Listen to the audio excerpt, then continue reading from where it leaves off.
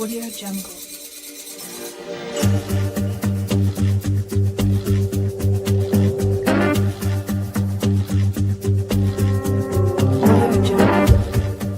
I am the Divine Prince, Ty Emmecca, Pan-African Spiritualist, Practitioner, Author, Advisor, Elagoon, Oloye, Hoodoo, Obeya, Bokur.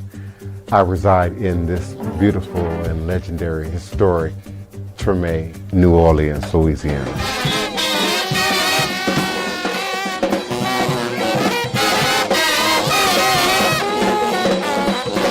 So join me as I share food, music, culture, tradition, the rhythms and the flavor of New Orleans voodoo.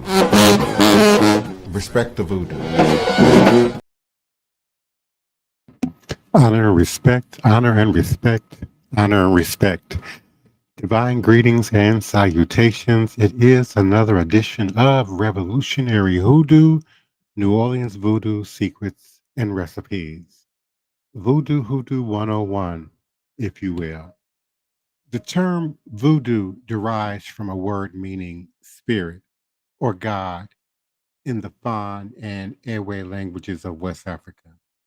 It has come to be used as the name of the religious traditions of Haiti, New Orleans, West Africa, and certainly voodoo as it's now demonstrated in the New World, which blend Fon, Congo, Yoruba African religions with French Catholicism and modern day Christianity. However, while Haitians themselves speak more often of serving the spirits, today they also use the term voodoo. Since the late 1950s, with the Haitian immigrant and refugee population increasing in the United States, these traditions of serving the spirits have become part of the American religious landscape. By the late 18th century, the Caribbean island of Santo Domingue, or Hispaniola, of which Haiti occupies the western third, had already received considerably more African captives than Cuba or the United States would receive throughout their participation in the slave trade. Nearly half of the laborers who worked the island's sugar plantations came from West and Central Africa. After the Haitian Revolution made Haiti an independent nation in 1804, the influx of African slaves was cut off, but the large Haitian citizenry of African descent continued to develop elaborate African inspired traditions. The voodoo gods and spirits called Loa are grouped into several nations linked to areas and peoples in Africa. Voodoo temples in Haiti and some in North America are marked by sacred center poles. Intricate cornmeal drawings called veve are traced on the ground around the pole to summon individual spirits. On an altar, gifts of food and drink are presented. Singing, drumming, and dance invoke particular spirits to become manifest in one of the devotees. The spirit is said to mount and ride a devotee as one might ride a horse. The movements, the voice, and the words of one so possessed are understood to be those of the spirit. And in this way, the Loa communicate with human beings. In Haiti, a symbiotic syncretism of voodoo gods with Catholic saints began to take place, possibly one way in which the enslaved who were expected to be baptized in the Roman Catholic Church maintained their own religious traditions under the veneer of Catholicism. We track the same demonstration in nations like Cuba and Puerto Rico, where the Roman Catholic Church sort of had an agreement that if the enslaved population converted to Catholicism on Sunday, they certainly could operate in what they considered their superstition on their downtime and certainly away from the main plantations. In many of the maroon camps and other regions we began to occupy. And we'll talk more about the maroon camps on another incarnation of the show. As Karen McCarthy Brown, a scholar of voodoo in both Haiti and the US, points out, however, expanding the visual and ritual vocabulary of voodoo through Catholicism was also a natural evolution of African religious syncretism. Dambala of the Fon people, for example, has become served as St. Patrick, while Ogu is served as St. James, and Ursula Dantor as Our Lady of Mount Carmel. In present day Haiti and North America, the ritual calendar of voodoo is closely associated with the yearly cycle of the Catholic saints and feast days. Our next major feast day is traditionally June 23rd, St. John's Eve.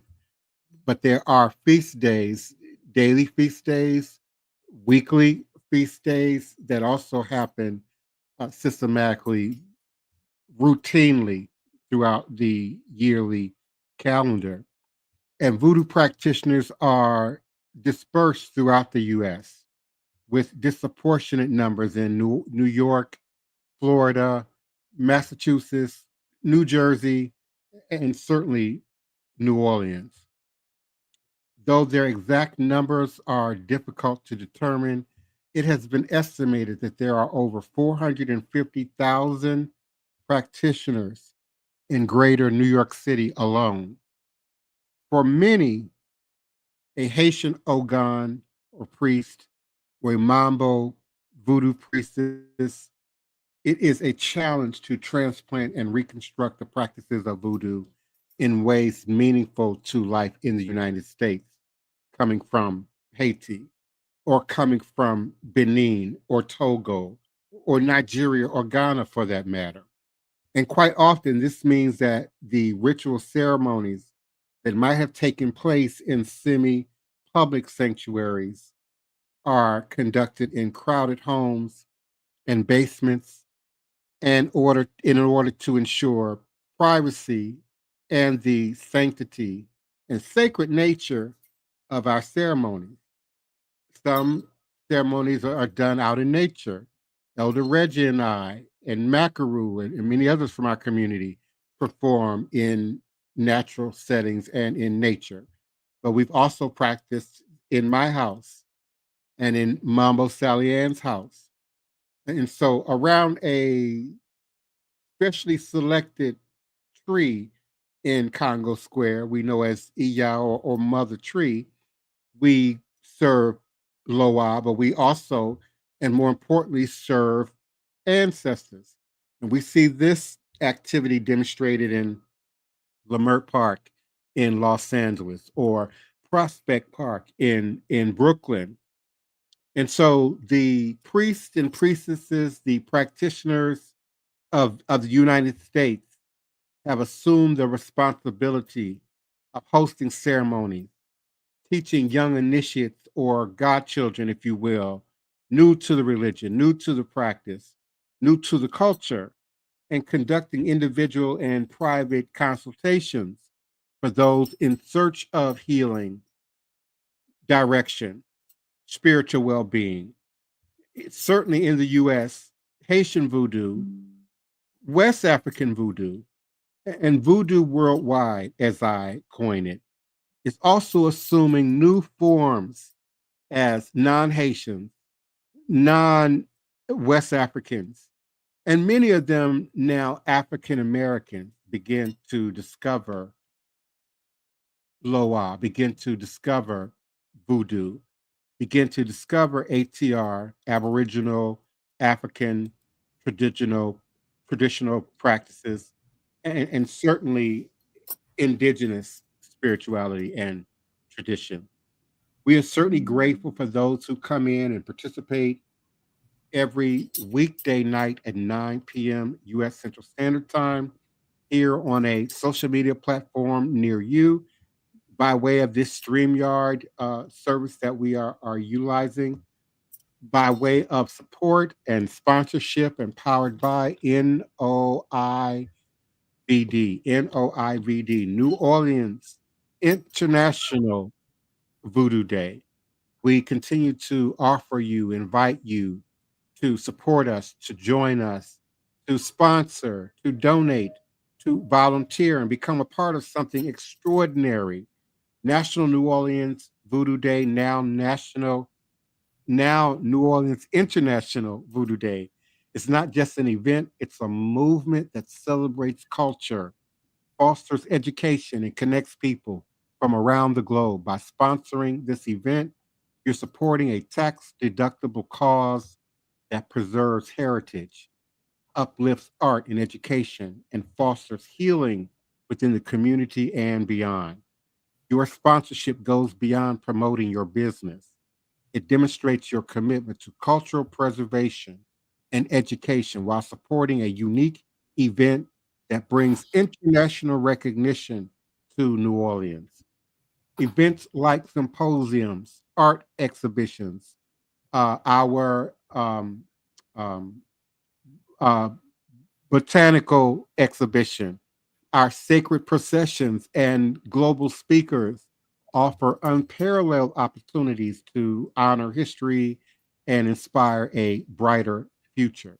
Supporting an event like this means empowering a community, enriching cultural understanding, and making a meaningful impact on the world. It connects your brand to a celebration that values unity, diversity, and progress while helping preserve traditions for generations to come. Please join us in celebrating a legacy, explore our sponsorship tiers, and help us make New Orleans International Voodoo Day an unforgettable celebration. Together, we can uplift a community and inspire the world. Again, visit us at www.vodouday.org.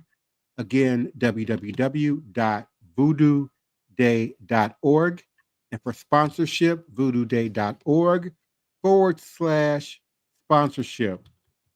Thank you, Daniel Neal, for being a continued supporter and member of our community. Greetings, Nina Lloyd. Thank you so much for your continued support and participation. Build with Shahid. We are certainly grateful for your attendance and your support as well. We want to acknowledge our co-host, uh, our beloved elder Reggie. We certainly appreciate you and your continued support and participation on this platform. My beloved godchild, first priest and assistant, my wild man Joshua Nyland Tanner. We certainly appreciate you. Shahid Ali, a continued sponsor and supporter over the years. He has been here with us. We certainly appreciate you. Daniel Neal, a local and member of our community. We certainly appreciate all your support and volunteerism and efforts that you put forward. And again, built with Shahid, we are also grateful for you and your comments and your participation in the platform. I want to begin to open our co-host mic. I'm going to start with Sister Toni Val, then Shahid, then Brother Joshua, and then Elder Reggie. Greetings and salutations, beloved Queen Mother. How are you this evening? I'm good, Alapia. Great to be here again. Hello, everyone out there in the listening area. So nice to be here. And greetings to you as well, beloved Shahid Ali. Thank you so much for your participation. Thank you, sir. I'm grateful to be here. Can you hear me? Yes. Yeah, I'm just grateful to be here. This is something that has been resonating with me for a very long time, and it really erupted in my spirit and soul in 2014. But again, it takes time because it's been away from us for so long. But something that is so resonates within us it pulls like a magnet, and it's just like nature. So I'm just grateful to be here and to learn. Thank you so much for being present. Greetings, Brother Joshua. Thank you so much for coming through. Greetings, everybody. This is Joshua. I'm glad to be here too. Glad to be back in Tremay and in New Orleans for the magnificent things that we're moving forward, and with the New Orleans International Voodoo Day and bringing to light a lot of things that has been meaningful to everyone, our ancestors, the land we stand on. The responsibility that we have and we hold here is very sacred, and I'm glad to be here to continue to move things forward and learn and move things in a positive and great direction. Thank you so much. And greetings, Elder Reggie. Peace and blessings to you and yours. Yes, thank you, Divine. Welcome, everyone, to the show. I appreciate all you guys. But as Divine was talking, there's something that set on my heart, and hopefully, everyone listening and those who are local, I still want to put a call out to go back to the French Quarters where the New Year's Day atrocity took place and just do some healing. For everyone come on board, do some healing in that space. I know it's a few months that gone by now, but it's still in my heart to go out and do a cleansing and just try to relieve some of the energy in that space. And it would be nice as a collective from the group, if we could come out and support that whenever we give the call to do it. That's what I like to say. Give thanks. Yeah. Ashe. And we don't do ego in the chat, so you've been banned. Thank you kindly. Yeah, Elder Reggie, I certainly agree with you. I certainly agree with you, and certainly support you in that endeavor.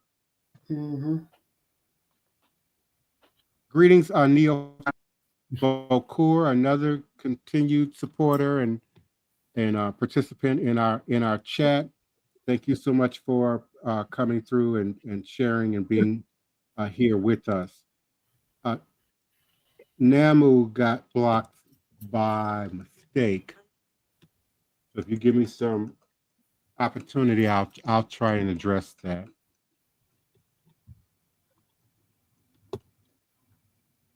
So moving on in the conversation, what's been happening with the research, Sister Toni? Oh, research is just taking me so many different places right now. I swear, I ain't studied the Constitution this much when I was in school and they was trying to teach it to me. I had no interest, but every time Trump opened his mouth, sends me to the Constitution. I mean, I be researching so many different things in one day. It's like I go to classes. Okay, I'm in Constitution class today. I'm in Hoodoo class right now. In a couple of hours, I'm gonna be in TikTok class. It's just I'm all over the place actually. It's so much going on that we need to be paying attention to. Really, I mean, and they trying to distract us with a whole bunch of other stuff, but we need to be paying attention. Why is it every time some stuff is going on that affects us that we need to be paying close attention to, do a new record come out that get everybody attention? Where them fans at? I gotta laugh on that one, yeah. They busy worrying about learning to dance. Learn what could be done to you and your family. Learn what not supposed to be done to you and your family. Now is a time when we gotta decide if we gonna fight or flight. You're right. You're right, because Tony. it's getting hectic. Every day is getting worse and worse. Yeah, the politics around all of that. That's very. You get to see how people really feel right now politically. Our leaders are very uncommitted to a lot of things, and it definitely needs to be addressed. And the people, we're the ones that's supposed to hold them accountable and responsible for taking actions and doing what they powers through the Constitution and through their leadership roles uh, hold them to. So we have to hold them accountable. Mm-hmm. I just don't understand. The stuff is just literally making my head spin. I'm also going back and studying step by step what the Nazis did and making a check off, yep, we're doing that here, we're doing that here. And not just them, some other regimes pretty much did the same thing. It's like they following up the same playbook. And history has shown us this, but nobody seems to be learning the lessons from history. Hmm. I don't know if they don't know, they don't care, or whatever. I think it's a combination of all of the above. It's something that me and Joshua talk about a lot, and it's not personal to anybody. It's not individual. We can't even say it's a generational thing, particularly when we look at what has transpired just in the last year politically. I mean, it transcends gender, it transcends economic class, transcends race and ethnic experience to some degree. Who voted for this orange clown? Just the thought of who voted, gives us a way of really examining what you just said.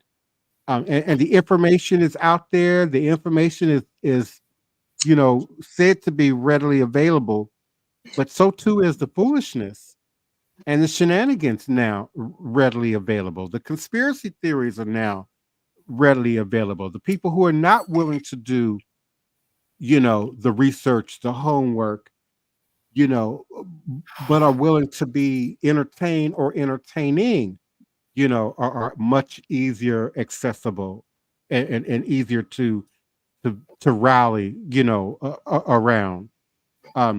It's interesting, we come in, we step in, into these conversations, these platforms, these spaces, and immediately we go into, ego battle, competition for what? Okay, so you know a bunch of information. Where is that being applied? Where is that being utilized? Where is the demonstration for all the conversations that we are having and continue to have over and over and over again? So I hear you, Sister Toni, that there are those who want to know, and as Grandma used to say, when you know better, you do better. But the harvest is plenty, but the labors are few. Wasn't that the saying back in the day? Yep. Now Yeah. the master teachers are plentiful, but the hands-on workers and practitioners are few and far between. Lord, I just want to put a freeze on somebody. Hey. Too many chiefs, not enough Indians. Mm-hmm. Yeah. Oh, Lord. And when do we begin to take, binding and rooting folk and bearing folks beyond, again, ego and pettiness, and really begin to target, some of these leaders, some of these politicians, these organizations, these systems? Mm-hmm. You know, today is, I like to say, Petrol Tuesday, and one of the powers behind the Petrol Nation is the spirit of revolution, spirit of those ancestors that fought back, that would not lay down, that, you know, said no, that said we're not going to take any more of this, and we're willing to risk our lives for it. We give a lot of credit, rightfully so, to Boakemon's series of ceremonies and rituals and herbal adaptations that sort of provoked that revolution. But you know, people say we're tired, we're sick and tired of being sick and tired. Yes, this might risk our life, but yeah, we can't lay down anymore. And so when we are feeding Tuesday and we are feeding the Petro Loa, do we not understand that we're connecting with revolution and liberation and the spirit and the fire of such, and that it has not lost its spark? We just need to demonstrate. With Divine, I like what you're saying. Real good teachings tonight. I might be wrong in saying this, but I believe one Rodney King type incident or one George, who was in Minnesota type incident, these white supremacies, the Proud Boys, and these other groups, these mega folks, when the next incident like that starts up, I think that may be a spark for some type of racial confrontation on these American soil. Yeah. Well, you know, his Raw Orange Crush has written whatever that is he be writing, Executive orders. Executive orders that the police go unchallenged. Right. For whatever they do, they unchallenged. We can't sue them. They don't go to jail. Nothing. They have full range. I don't think the police have gotten that to realize that yet. But I'm quite sure somebody gonna figure it out. And also, he just did the thing. Anybody interrupting ICE can be arrested and go to jail. Right. Because the American people did find ways to start fighting back on low levels. I saw ICE going to one residence, and the other neighbors of all colors came running out and blocked them until they made a chain around the house to keep ICE from going into the house. And I guess all those little incidents such as that, there's been people surrounding vans so that ICE couldn't get to the individual. And I guess all of these little acts by the American people had caught the eye of Trump, so he didn't figure it out. Anybody interrupting ICE from taking anybody is going to go to jail and be fined. But Sister Toni, on a local level, Troop NOLA is out of control. They got immunity to do what they do and how they do it, and they are out of control right now. Just, it's ridiculous with all the car chasing, the innocent people getting hit by the chase car running into other cars. It's just out of control. Well, they still under the consent decree, which Trump gonna be removing, because we not the only city that got our police department under consent decree. But he's gonna be taking all of the police off of that as soon as his order, the date when the police just have free range, the consent decrees are thrown out, according to him. And my thing is, a lot of this stuff is illegal and we trying to go through due process to prove it's illegal, but he arrested the judges that say he not supposed to be doing this. It's scary. I hope we're not moving to a fascist state. Yes, we are. We're already there. Oh, wow. You know, everything take a little longer to get down south. Yeah. But that's definitely where we headed. But a lot of people, even Republicans, are rising up concerning this gift of a $400 million airplane. That's Ted completely Cruz unacceptable. came out against it. So we got a lot going on. We got a lot on our plates. Yep. As citizens of this country, as trying to take care of our households, and all the stuff he got planned up. My mama used to always say, the devil not gonna do nothing without telling you he gonna do it. And Trump then told us a whole lot of stuff that he doing, going down the road one by one, doing the things he told us that he was going to do. So now is do what I say or get gone away.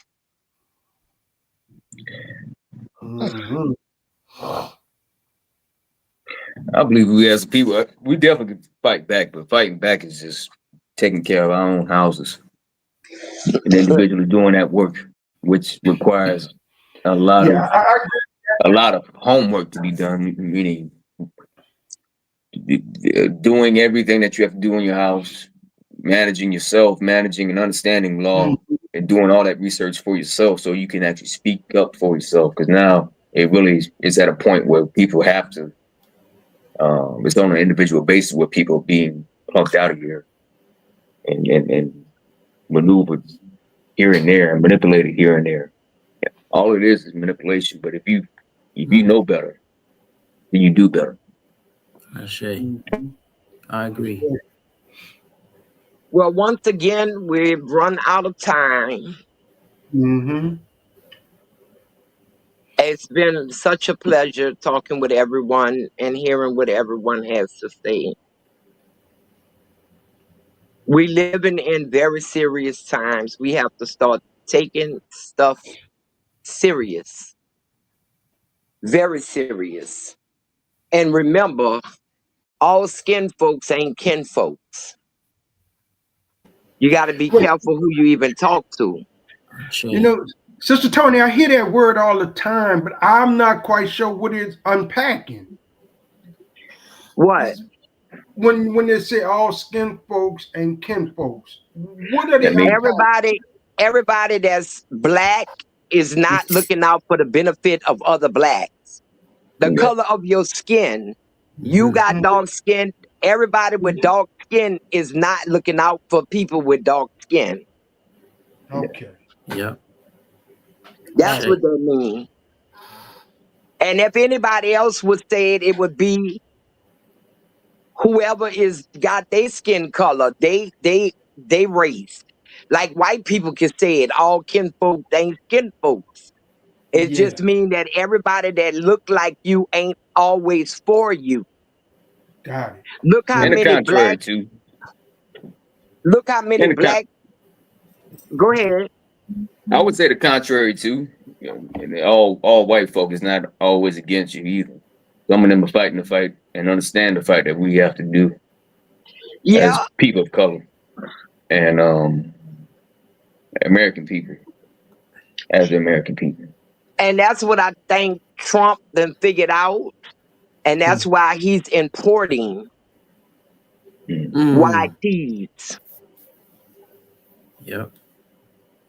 To try to get their numbers up. And people that know how to do it because they live through it.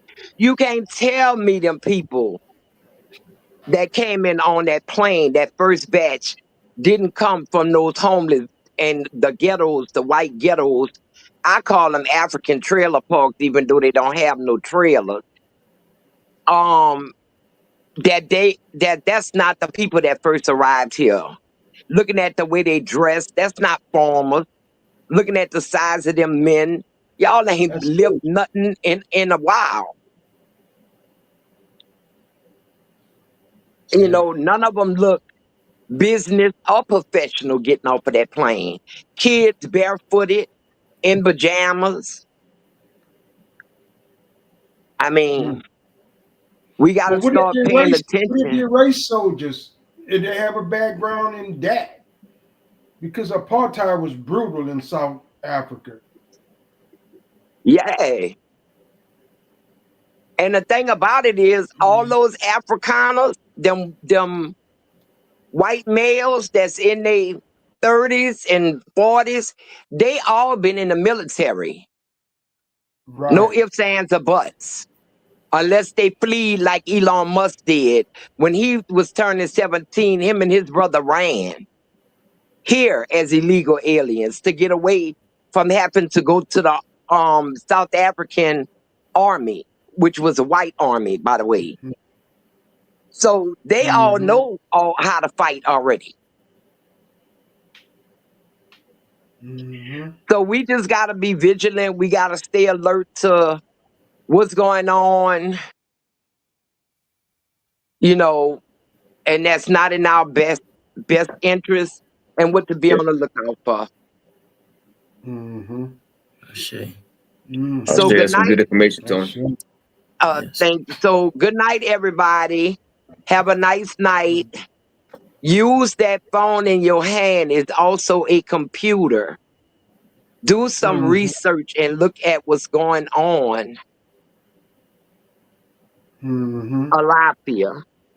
Alafia. Alafia. AYIBOBO. Good night, everybody.